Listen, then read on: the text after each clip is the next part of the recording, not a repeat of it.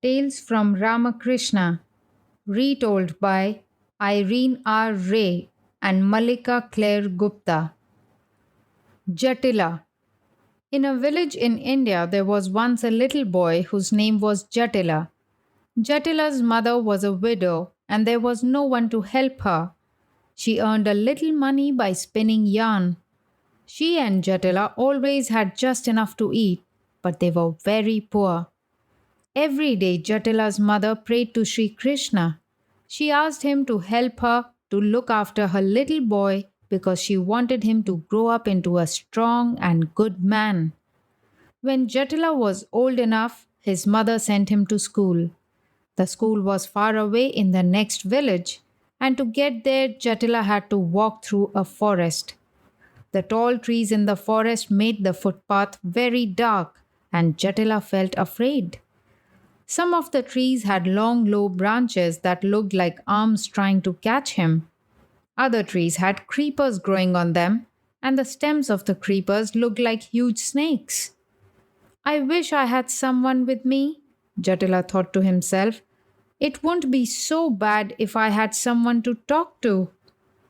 But Jatila was alone, so he hurried on and reached the school as quickly as he could. Jatila was happy at school. He liked the teacher, and during playtime, he had some fun with the other boys.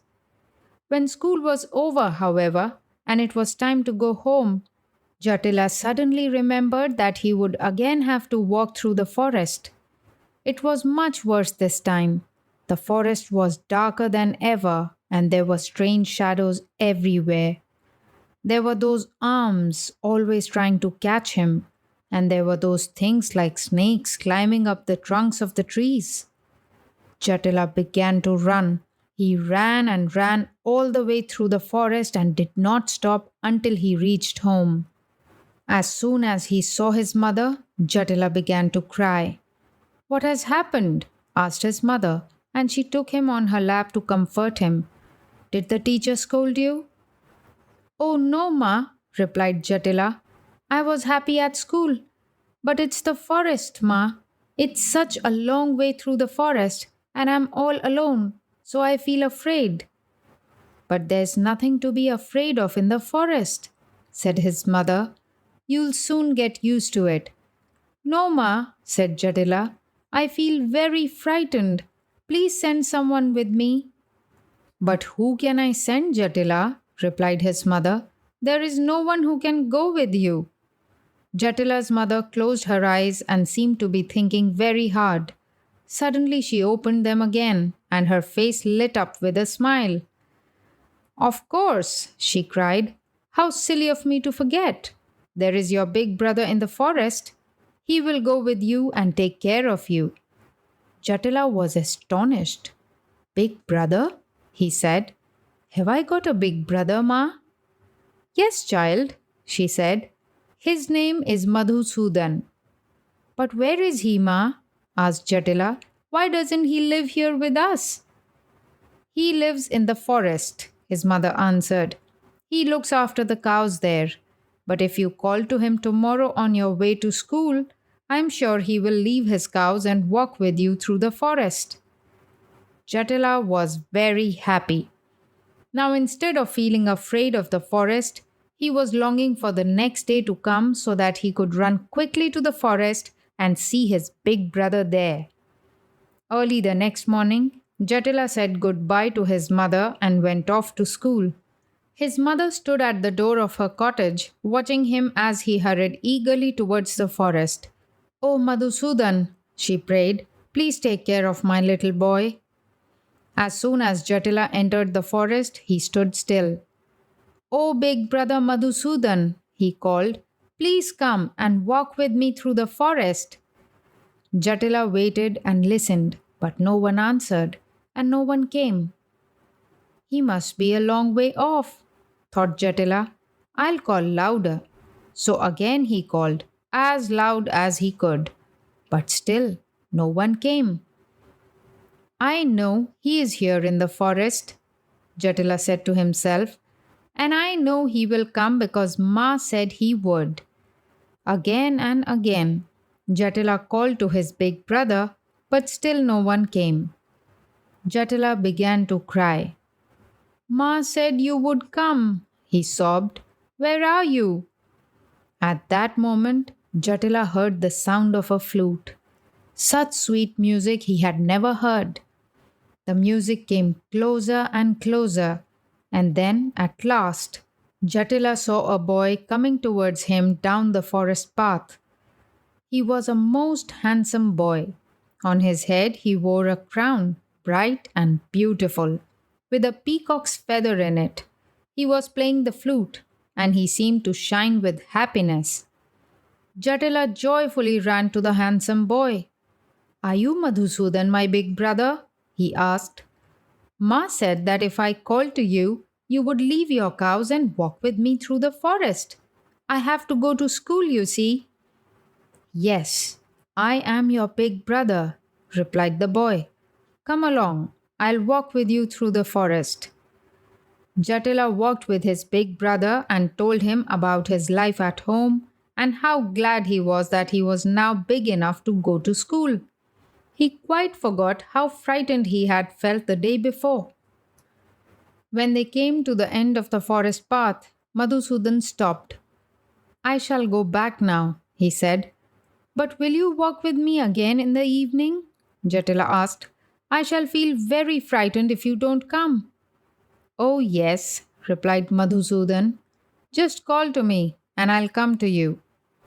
Every morning and every evening, as soon as he reached the forest, Jatila called to his big brother. And always his big brother came and walked with him. Jatila talked to him happily about his mother and about everything that happened at school, and Madhusudan listened and sometimes played his flute. One evening on his way home from school, Jatila told his big brother about a feast they were going to have at school. The teacher had said that every child must bring something to the feast. And tomorrow, Jatila explained, I shall have to say what I am going to take. Well, what are you going to take? Asked Madhusudan. I don't know, replied Jatila. We are very poor, you see. Perhaps I won't be able to take anything. Ask Ma about it, Madhusudan said. She will know what to do. When Jatila asked his mother what he would be able to take to the feast, she looked very sad. I have nothing to give you, Jatila, she said, and I have no money, so I cannot buy anything either. Why don't you ask your big brother about it? He told me to ask you about it, Jatila replied. He said you would know what to do. His mother smiled. Did he? She said. Very well. Tell him that I depend upon him. The next morning on his way to school, Jatila explained to his big brother that his mother was too poor to send anything to the feast. She said she depended upon you, Jatila added. All right, Madhusudan replied, laughing. Tell your teacher that you will bring curds to the feast, and tell him that you will bring enough for everyone. Jatila laughed. It will have to be a very big pot of curds then, he said, because there will be about 20 of us. The day of the feast came, and Jatila ran happily to meet his big brother in the forest. He was eagerly looking forward to taking that big pot of curds to school. His big brother came walking down the forest path as usual, and he brought with him a pot of curds. Give this to your teacher, he said as he gave it to Jatila. Jatila took the pot, but he looked at it sadly. It was not a big pot at all. It was a very small pot. There would be curds only for about 6 people, he thought. Madhusudan looked at Jatila's sad face. Give it to your teacher, he said. It will be enough. When Jatila's teacher saw the small pot of curds, he was very angry. You promised to bring curds for everyone, he said, so I did not arrange for any more. What is the use of this small pot of curds when there are so many of us? You have spoiled the feast, Jatila. The small pot of curds was placed on one side. The feast was nearly over when the teacher remembered it. We should not waste the curds, he said. A few children may have some. Jatila, bring the pot of curds. Jatila took the pot and gave some curds to 3 or 4 children. Then he noticed something very strange. As he took curds out of the pot, it filled up again. So he walked down the 2 rows of children and put plenty of curds on each child's leaf plate. The teacher watched Jatila in amazement. Jatila, he cried, you have given curds to everyone. How did you do that? I thought you brought only one small pot of curds. Yes, sir, Jatila replied. This is the pot. But look, it is still full. Impossible, cried the teacher. Where did you get this pot of curds from? Tell me at once.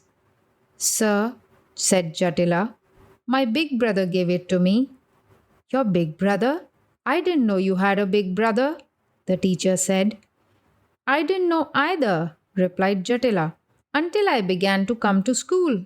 He walks with me through the forest, you see. But where does he live? What is his name? Asked the teacher, feeling greatly puzzled. Jatila then told his teacher all about Madhusudan, what he did, what he looked like, and how sweetly he could play the flute. Jatila, said the teacher, I would like to see this big brother of yours. Can I go with you to meet him?